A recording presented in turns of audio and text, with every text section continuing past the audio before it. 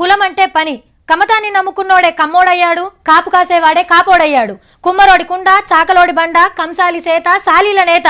వాళ్ళు మాత్రమే బతకడానికి కాదు, అందరినీ బతికించడం కోసం.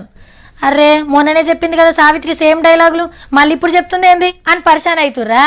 మరి ఏం చేస్తాం, ఈ డైలాగులా అన్ని కులాల గురించి ఉంది. అన్ని కులాలు మంచియే, అయినా మనం ఇంతకు మించి ఏం చెప్తాం కులం గురించి మొత్తం వాళ్ళు చెప్పుకున్నాక. హక్కుల కోసం గర్జించిండ్రు రెడ్డి లీడర్లు. ప్రాంతాలు, పార్టీలు, జెండాలు, ఎజెండాలు అన్ని పక్కకు పెట్టి ఒక్కటై మేడ్చల్ల రెడ్డి గర్జన సభ పెట్టిండ్రు. రాజా బహదూర్ వెంకట్రామిరెడ్డి పోట్వకు దండలేసి రెడ్డి పెద్దలను తలుచుకుండ్రు. మొదలు రాయలసీమకెళ్ళొచ్చిన జేసీ దివాకర్ రెడ్డి సార్ గర్జించిండు. రాజకీయంగా అడగదొక్కబడినటువంటి కమ్యూనిటీ ఏదిరా ఈ రాష్ట్రంలో అంటే ఒక రెడ్డి సహాయం లేకుండా ఏ గ్రామంలో కూడా ఏ పార్టీ వాడదు. కానీ I'm not bothered about the party. గెలవలేని పరిస్థితి వచ్చింది.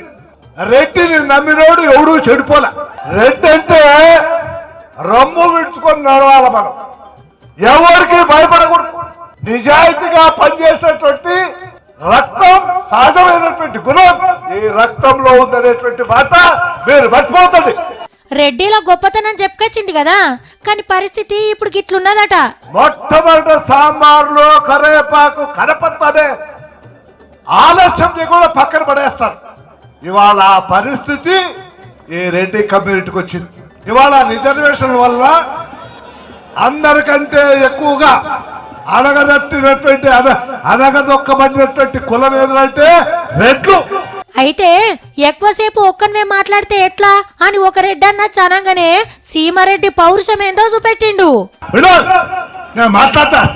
ఓ రెడ్డి రెడ్డి అంటే మేసం చెప్పి తోడగొట్టడానికి తేరగంటలు ఈ పెద్ద మనుషులు నేను ఎవరితో అటెంకా టీడీపీలకెళ్ళి రేవంత్ రెడ్డి అన్న మాట్లాడుకుంటా, రెడ్డి అనేది కులం కాదు, దేశంలో దేశ ప్రజలకు అత్యున్నత సేవలు అందించిన వాడికి భారత రత్న ఎట్లిస్తారో గ్రామాలలో బడుగు బలైన దళిత గిరిజన మైనారిటీ వర్గాలను కడుపులో పెట్టుకొని చూసుకొని పట్టడు అన్నం పెట్టినోడిని రెడ్డి అని పిలుస్తారు. 10 మందికి పువ్వు పెట్టేటోళ్ళం. మనకున్నా లేకున్నా మన దగ్గర ఉన్నది దానం చేసే బుద్ధి ఉన్నోళ్ళం.